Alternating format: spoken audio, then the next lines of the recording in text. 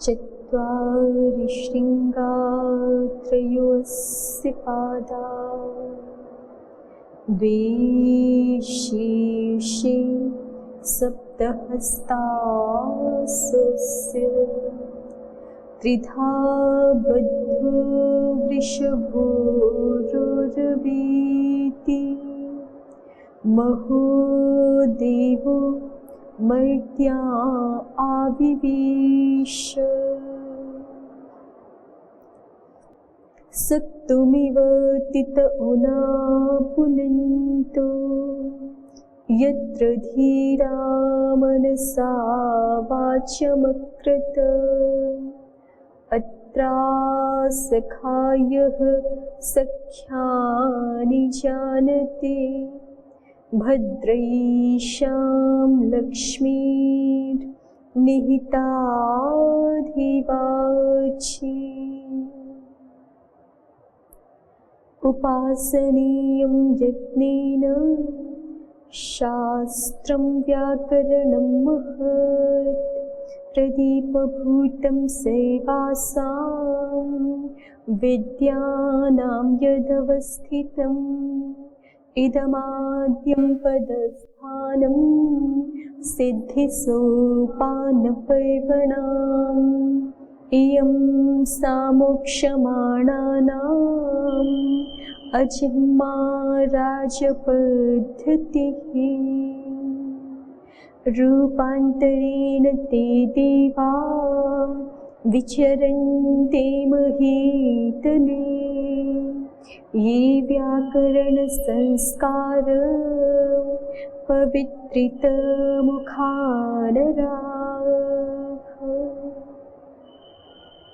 ॐ श्री परमात्मने नमः। ॐ श्री गुरुभ्यो नमः।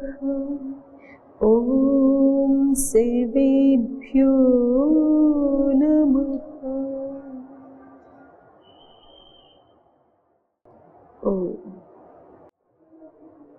प्रकरण चल रहा है हमारा अथ कम पुनः पदार्थम मत्वा एष विग्रहः क्रियते सिद्धे शब्दे अर्थे संबंधे चेति। तो समाधाता ने पहला पक्ष क्या कहा है? सिद्धे शब्दे अर्थे संबंधे चेति। ये विग्रह हमने किस पक्ष में किया है? पदार्थ को आकृति मान करके ये विग्रह किया है।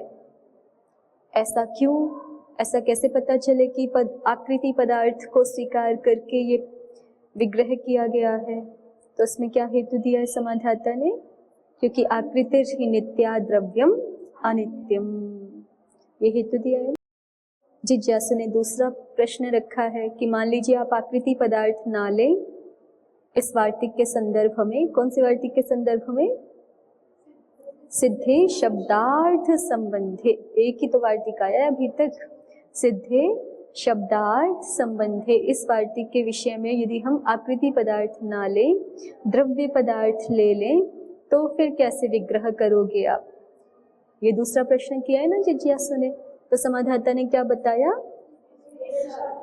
कि द्रव्य पदार्थ मानने पर हम द्रव्य पदार्थ मानेंगे तो हम वार्तिक का अर्थ ऐसा कर लेंगे, या वार्तिक में जो समस्त पद है उसका विग्रह ऐसा कर लेंगे, सिद्धे शब्दे अर्थ संबंधे च। ठीक है, सिद्धे शब्दे अर्थ संबंधे च। ऐसा करने से अर्थ पद की व्यर्थता भी नहीं होगी, है ना? नहीं तो आप कहोगे द्रव्य पक्ष में अर्थ तो अनित्य होता है, तो सिद्धे के साथ उसका समानाधिकरण नहीं हो पाएगा, इसलिए अर्थे को हटाओ। ठीक है, तो अर्थ पद भी बना रहे वार्तिक में और हमारे पक्ष में कोई दोष भी ना आए, तो इसलिए हम सिद्धे शब्दे अर्थ संबंधे च ऐसा कर देंगे। और भाष्यकार ने भी मूल में जो है वो थोड़ा सा एक पंक्ति में तो कहा ही है इस समस्या का हल। कोई यहाँ पर ये प्रश्न करने लग जाए कि आप द्रव्य पदार्थ पक्ष में, द्रव्य पदार्थ है इस पक्ष में अर्थ संबंध को नित्य कैसे बता रहे हैं? सिद्धे शब्दे सिद्धे अर्थ संबंधे, ऐसा है ना। तो अर्थ संबंध को नित्य कैसे बता रहे हैं, क्योंकि अर्थ तो अनित्य है। जब अर्थ अनित्य हो गया तो शब्द का अर्थ के साथ संबंध नित्य कैसे हो जाएगा, अनित्य हो जाएगा ना। ये जिज्ञासु प्रश्न कर सकता है। तो भाष्यकार ने क्या दिया है, नित्युष्यर्थवताम अर्थैरभिसंबंधः, अर्थवताम शब्दानाम अर्थैः सह अभिसंबंधः नित्यः एव। उन्होंने तो केवल सिद्धांतिक बात कह दी कि शब्दों का, अर्थवान शब्दों का तत्तद अर्थों के साथ संबंध नित्य ही होता है। क्यों नित्य होता है कुछ नहीं कहा। तो क्यों नित्य होता है? व्याख्याकारों ने बताया है ना खूब विस्तार से कि ये जो संबंध है शब्द और अर्थ का, ये कैसा संबंध है, योग्यता लक्षण संबंध है। ठीक है, योग्यता लक्षण संबंध है, या कहिए तादात्म्य संबंध है। और ये योग्यता लक्षण संबंध को दूसरे शब्दों में कहें तो अर्थ प्रतिपादन शक्ति है। और अर्थ प्रतिपादन शक्ति तो शब्द में रहती ही है, चाहे अर्थ नष्ट भी क्यों ना हो जाए। अर्थ के नष्ट होने पर भी शब्द में अर्थ प्रतिपादन शक्ति रहती ही है। उदाहरण दिया था ना एक, दाह्य वस्तु ना होने पर भी दहन अर्थात अग्नि में तो उसका जो धर्म है, दाहक धर्म है, वो रहता ही है, दहन शक्ति रहती ही है। तो इसी तरह से शब्द में अर्थ प्रतिपादन शक्ति रहती ही है, चाहे अर्थ रहे ना रहे। तो इसलिए शब्दों का अर्थों के साथ संबंध नित्य ही होगा, चाहे अर्थों को आप अनित्य मान लें तो भी। ठीक है, तो सिद्धे शब्दे अर्थ संबंधे च, ये किसका उत्तर है? ये द्रव्य पदार्थ पक्ष स्वीकार करें तो वार्तिक का क्या विग्रह वाक्य होगा, ये कहा। लेकिन अब इसी प्रश्न का दूसरा समाधान भी दे रहे हैं। कौन से प्रश्न का? अथ द्रव्य पदार्थे कथम विग्रह कर्तव्य। ठीक है, इसमें दो पक्ष दिखाए हैं ना। एक तो दिखा दिया कि सिद्धे अर्थे सिद्धे शब्दे अर्थ संबंधे च, और दूसरा इसी पक्ष में कि वो पहले वाला विग्रह भी इसी पक्ष में भी ठीक है। जाति पक्ष वाला जो समाधान है, जाति पक्ष वाला जो विग्रह है, वो यहाँ पे भी द्रव्य पक्ष में भी लिया जा सकता है। सिद्धे शब्दे अर्थे संबंधे चैति। और कैसे लेंगे? जिज्ञासु पूछेगा कैसे लेंगे, क्योंकि अभी तो आप पीछे कह के आए थे कि आकृति नित्य होती है, द्रव्य अनित्य होता है। तो द्रव्य अनित्य में फिर वही समस्या आएगी ना आपको। सिद्धे के साथ जो है आप अर्थे का समानाधिकरण कैसे करेंगे? अर्थ संबंधे कर दिया था तो अर्थ गौण हो गया था वहां पर, वो तो संबंध को ही कहने लगा था, है ना। लेकिन यहाँ पे अगर आप सिद्धे शब्दे अर्थे संबंधे चेति ऐसा विग्रह करेंगे तो फिर समस्या आएगी। तो समाधाता ने कहा नहीं आएगी, द्रव्यम ही नित्यम आकृतिर अनित्या। तो जब आकृति अनित्या बता रहे हैं तो आकृति माने क्या ले लिया इन्होंने? संस्थान विशेष, कि वो तो अनित्य है। आकृति आकार प्रकार तो अनित्य है, लेकिन द्रव्य तो वही रहता है। जैसे स्वर्ण को ही अलग अलग आकारों में परिवर्तित कर रहे हैं या मिट्टी को अलग अलग आकारों में परिवर्तित कर रहे हैं, तो द्रव्य तो वही का वही है और आकृति बदल गई, तो इसलिए द्रव्य नित्य है, आकृति अनित्य है। ऐसा सिद्धांत मान करके हम द्रव्य पक्ष में भी सिद्धे शब्दे अर्थे संबंधे च ऐसा विग्रह वाक्य रख सकते हैं। ठीक है, तो द्रव्य पदार्थ के दो विग्रह हो गए ना कुल मिला के। द्रव्य पदार्थ पक्ष को स्वीकार करें तो फिर सिद्धे शब्दार्थ संबंधी के दो विग्रह हुए। कौन कौन से? पहला, हाँ, सिद्धे शब्दे अर्थ संबंधे चेति, और दूसरा सिद्धे शब्दे अर्थे संबंधे। और आकृति पदार्थ पक्ष स्वीकार करें तो क्या विग्रह किया है? हाँ, सिद्धे शब्दे अर्थे संबंधे चेति, ये किया था पहले, है ना। और उस समय कोई दोष जिज्ञासु ने आगे बात ज्यादा नहीं की थी, ठीक समझ लिया था। लेकिन अब जिज्ञासु बीच में कह सकता है कि आप तो आकृति पदार्थ में ये विग्रह करके आए हैं सिद्धे शब्दे अर्थ संबंधे च, और अभी अभी पीछे आपने जो द्रव्य पक्ष के लिए दूसरा पक्ष बोला है उसमें बात करते समय आपने कह दिया आकृतिर अनित्या। और जब आकृतिर अनित्या होती है तो आप सिद्धे शब्दे अर्थ संबंधे च कैसे करोगे? आकृति पदार्थ पक्ष में आकृति को पदार्थ मान रहे हो, प्रत्येक पद का अर्थ आकृति है, तो शब्द का अर्थ भी शब्द जाति और वो अनित्य, ठीक है। अर्थ का अर्थ भी अर्थ जाति, या कह लीजिए शब्द का अर्थ शब्दत्व, अर्थ का अर्थ अर्थत्व, संबंध का अर्थ संबंधत्व, ऐसा मानेंगे ना आप आकृति पदार्थ पक्ष में, और आकृति को आप अनित्य कह रहे हैं, तो फिर आपका सिद्धे के साथ शब्दे अर्थे संबंधे इनका समानाधिकरण जो आपने दिखाया कैसे बनेगा? प्रथम पक्ष में अब घूम करके दोष दिखा सकते हैं ना जिज्ञासु। जैसे ही समाधाता बोलेगा द्रव्यम नित्यम आकृतिर अनित्या, तो फिर वो आकृति पदार्थ पक्ष पे पहुंच गए कि ऐसा करेंगे तो फिर आपने आकृति पदार्थ पक्ष में जो विग्रह वाक्य दिखाया है उसमें दोष आने लगेगा। तो उसका समाधान, यहाँ प्रश्न नहीं है बीच में, समाधाता ने सीधे समाधान कर दिया है कि आकृताव, कि कहीं आपके मन में ऐसा ना आए कि प्रथम पक्ष में दोष आने लगेगा, इसलिए कहा आकृतावपि पदार्थे एष विग्रहो न्याय्यः सिद्धे शब्दे अर्थे संबंधे चेति। तो जिज्ञासु अब दोष दिखा रहा है कि ननुचोक्तम आकृतिर अनित्या, आपने तो कहा था आकृतिर अनित्य होती है, तो ये अर्थ कैसे कर लेंगे? तो समाधाता ने कहा नहीं तदस्ति नित्य आकृति, आकृति नित्य होती है। कथम? न क्वचिद उपरता इति कृत्वा सर्वत्र उपरता भवति द्रव्यांतरस्थातु उपलभ्यते।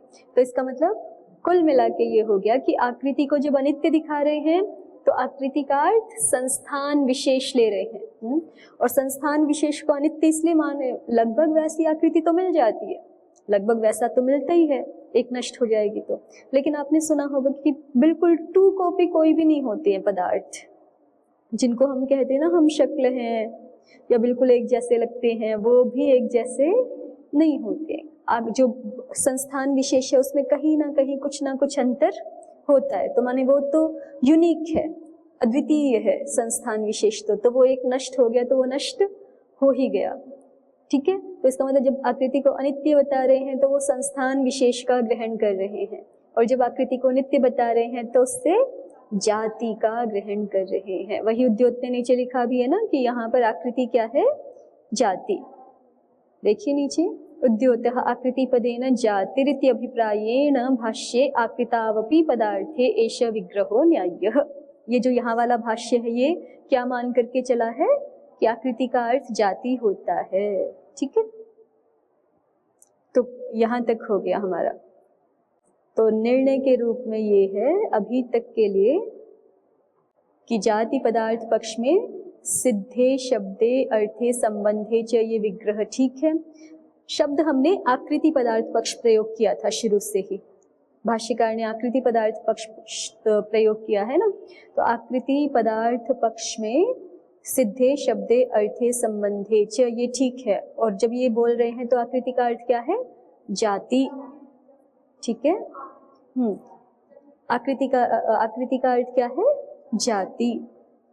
और जो दूसरा पक्ष है हमारा द्रव्य पदार्थ पक्ष, उसमें दो प्रकार के विग्रह हो गए, सिद्धे शब्दे अर्थ संबंधे च और सिद्धे शब्दे अर्थे संबंधे च।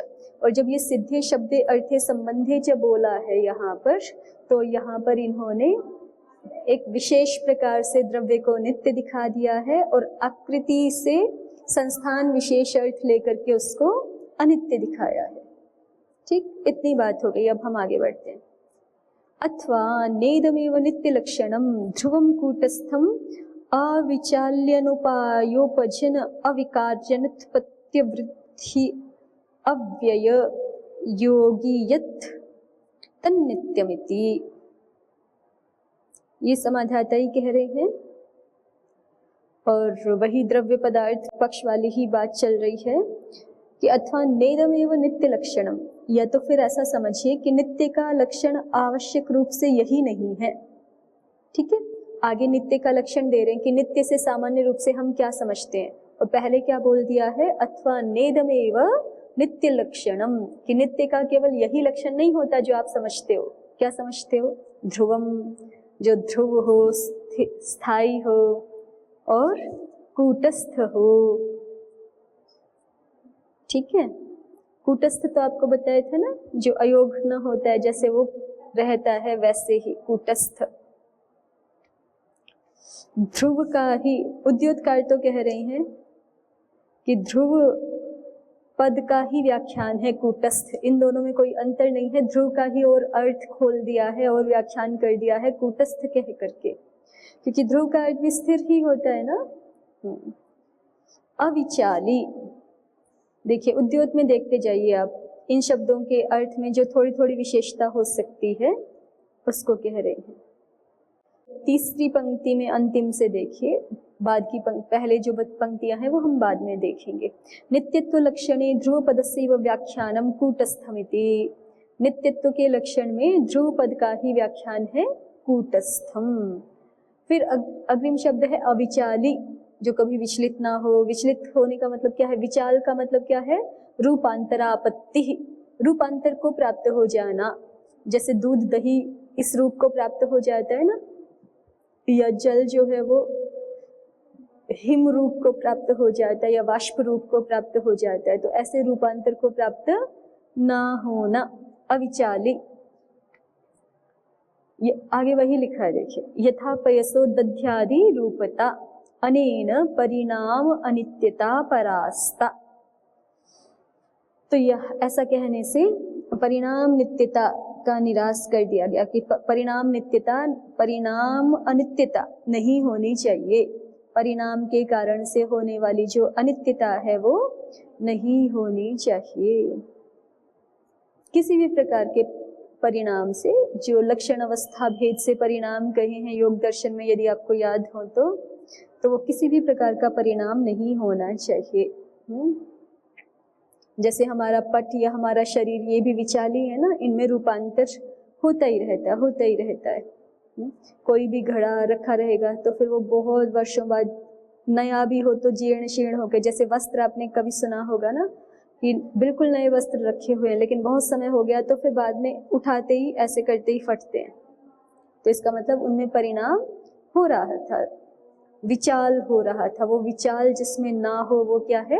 नित्य, अविचाली, नित्य। नित्य का लक्षण कर रहे हैं ना कि सामान्य रूप से नित्य माने क्या समझते हैं? जो ध्रुव है, जो कूटस्थ है, जो अविचाली है, और अनुपायोपजन, अनुपायोपजन अविकारी, जिसमें अपाय भी नहीं हो रहा और उपजन भी नहीं हो रहा।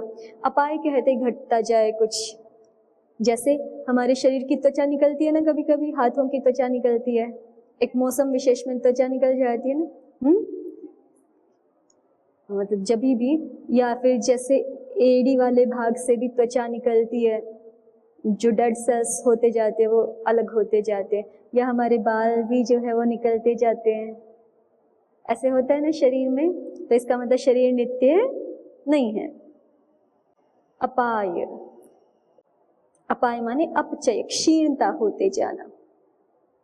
तो क्षीणता जिसमें नहीं है उसको नित्य कहते हैं। और उपजन कहते हैं उपचय होने को। जैसे हमारे शरीर छोटा सा था ना पहले, प्रारंभ में मातृगर्भ में तो बिल्कुल छोटे से ही शुरुआत होती है, लेकिन जब संसार में भी प्रकट हो जाता है कोई बालक, जब उसका जन्म हो जाता है, जात कर्म संस्कार हो जाता है, तो भी छोटा सा होता है। फिर जो है वो अन्न आदि हम ग्रहण करते हैं धीरे धीरे, दुग्ध आदि, अन्न आदि, फिर रस रक्त आदि के माध्यम से, और मांस आदि का उपचय होता जाता है शरीर में। तो जो छोटा सा शरीर था वो फिर 5-6 फुट का आगे बड़ा शरीर हो जाता है। उपचय मन इकट्ठा हो रहा है ना शरीर में, तो इससे भी पता चल रहा है कि शरीर ठहरेगा नहीं। जिसमें उपचय हुआ है उसमें अपचय भी होगा, वो नष्ट भी हो जाएगा। तो ये तो केवल शरीर तो उदाहरण है, बहुत सारी ऐसी जो भी चीजें हैं जिसमें इस प्रकार का विकार हो रहा है, अपाय रूप या उपजन रूप विकार हो रहा है, वो नित्य नहीं होंगे। अपायोपजन, अनपायोपजन विकारी, ये जो प्रारंभ वाला यहाँ तक ये एक ही शब्द है। देखिए प्रथम शब्द क्या हुआ, ध्रुवम, द्वितीय कूटस्थम, तृतीय अविचाली, ह्रस्व ई है अविचाली, ठीक है।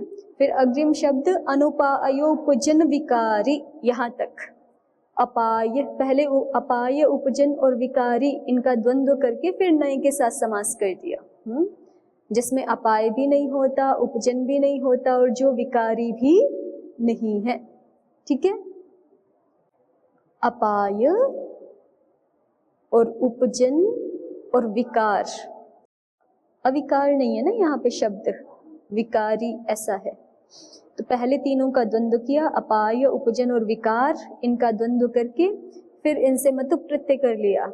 अपाय उपजन और विकार होते हैं जिसमें वो क्या हो गया, अपाय उपजन विकारी, और न अपाय उपजन विकारी अनुपाय उपजन विकारी, ठीक है। जिसमें अपाय नहीं होता, उपजन नहीं होता और जिसमें कोई भी किसी भी प्रकार का अन्य विकार भी नहीं होता।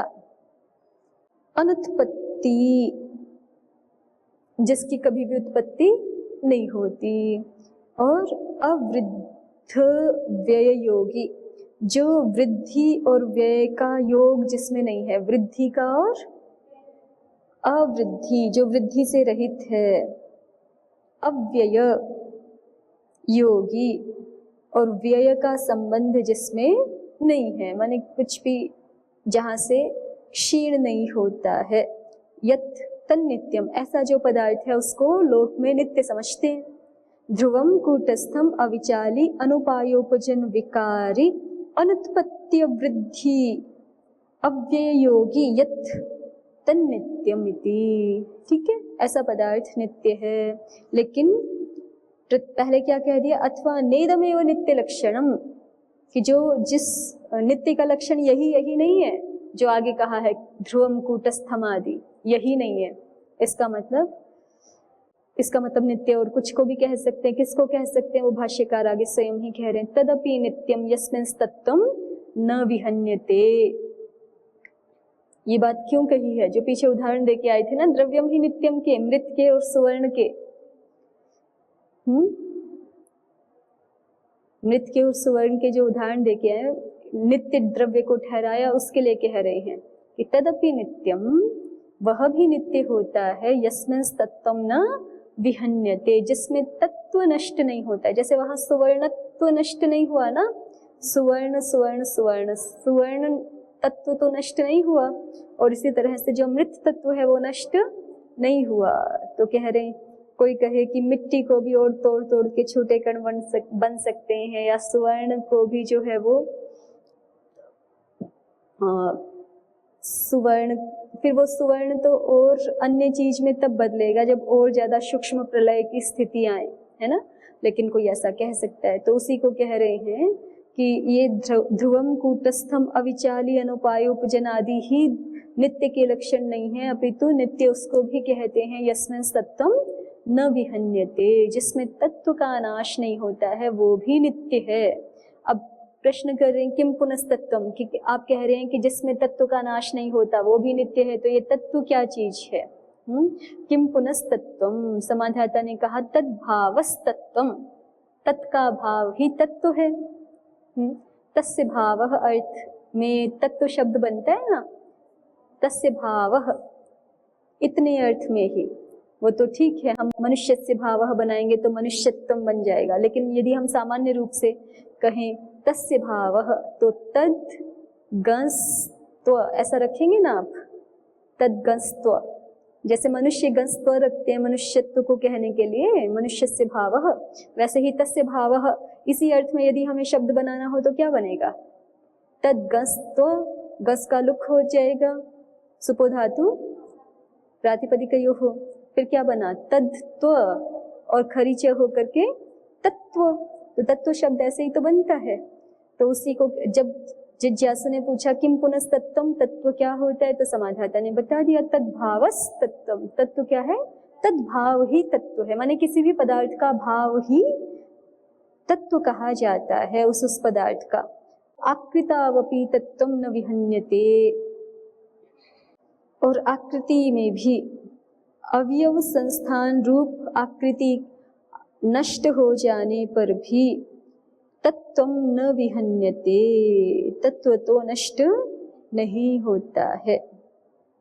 तद आकृति नष्ट हो जाने पर भी तद व्यंग्य, तद व्यंग्य माने आकृति के द्वारा व्यंग्य कौन होता है? जाति। कल भी ये बात आई थी, उद्योतकार ने कही थी, आकृति के द्वारा व्यंग्य जो जाति है वो तो नष्ट नहीं होती है।